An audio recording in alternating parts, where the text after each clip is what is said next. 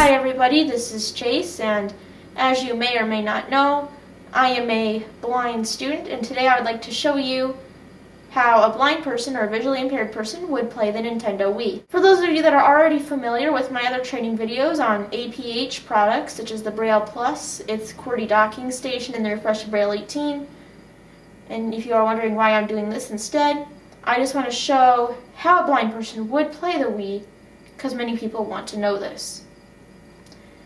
This will not take away in any way from my other trainings, but I just want this training available to other people in case they ever would like to play the Wii.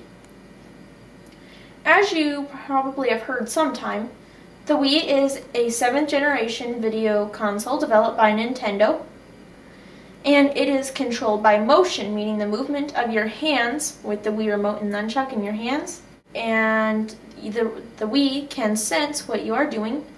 So this is different from traditional video games, that you don't sit there and press buttons, you are actually up and moving. The Wii consists of the Wii console itself, which I'll show in just a moment, the sensor bar on the TV, which receives the signals from your remote and tells the Wii what you did, the Wii Remote, which is what you use to control the Wii and play games, and the Wii Nunchuk, which plugs in to the Wii Remote to perform two-handed actions, and with some games, the Wii balance board, which you stand on and it senses motions that you would do when exercising. Now, I have the Wii Remote in my hands. By default, you get one Wii Remote, but you can purchase extras so you can play with more than one player, which would be yourself. The Wii Remote comes in a jacket, which is a rubber-like feeling that prevents you from dropping the remote, and it is clear, so you might not be able to tell it's there. The Wii Remote also has a wrist strap, which is on the back of the part of the remote that faces you. To put this on, you just put your wrist in it. If you need it to be bigger or smaller, you will open this flap and simply slide this whatever way you need it to. Once you got the strap to where you want it to, you push that flap closed, and there you go. You'll want to wear this when you can, because if you don't wear the Wii Remote wrist strap, you risk throwing your Wii Remote at the TV and breaking something, or at someone, or dropping it. The Wii Remote itself is not too big. If you laid your hand on top of it, it is about the size of my hand. Your hands are probably bigger, so it'd be a little bit smaller than your hand, and they are pretty narrow. It's thick enough that it feels substantial, but it's not too thick, so your hand just fits right around it, so you can get the buttons on the front and the back.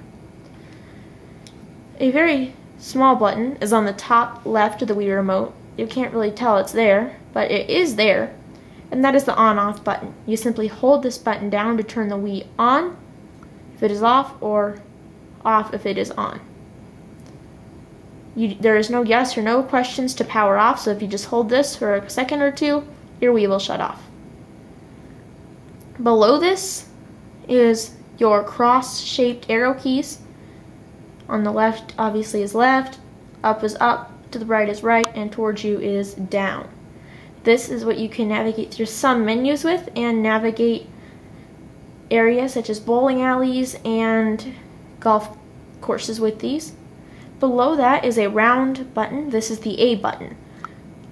This varies depending on game, but this is usually the most important button on the Wii, performing the functions of enter on a PC. So this will allow you to confirm actions, throw a ball, or things like that. Below that, about an inch or so, you have 3 buttons. Two of them, the ones on the right and left, are sticking up more than the one in the middle, which is more sunken in. The one on the left is minus, and the one on the right is plus.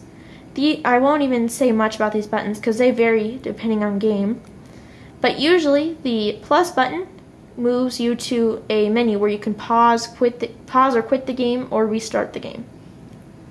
These may also perform other functions such as ending a demo mode. The middle button is the home button.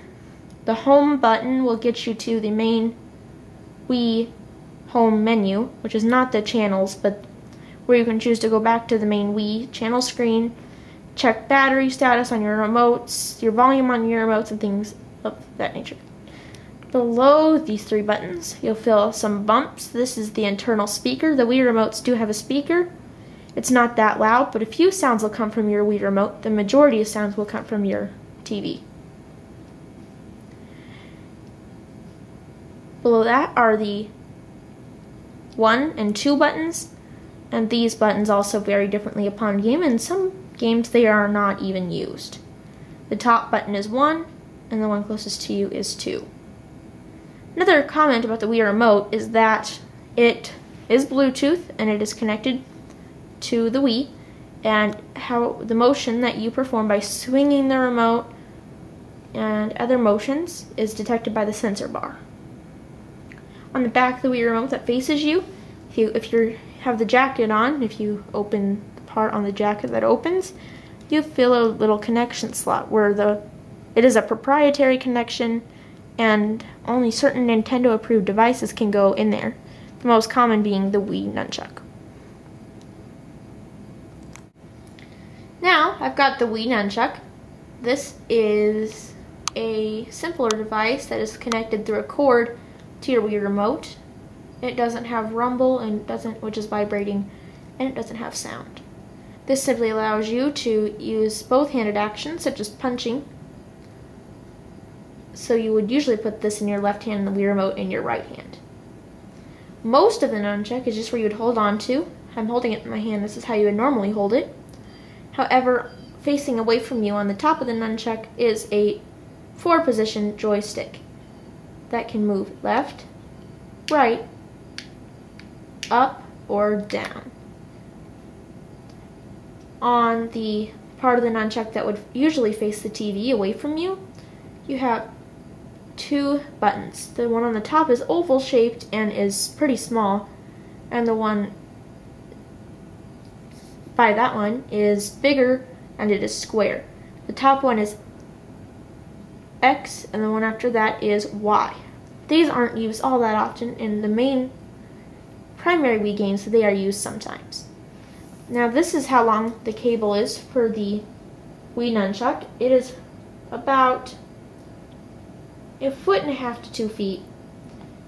So you can't have one person holding the Wii remote and one person holding the Nunchuk usually. But it is enough so you can use 2 hands.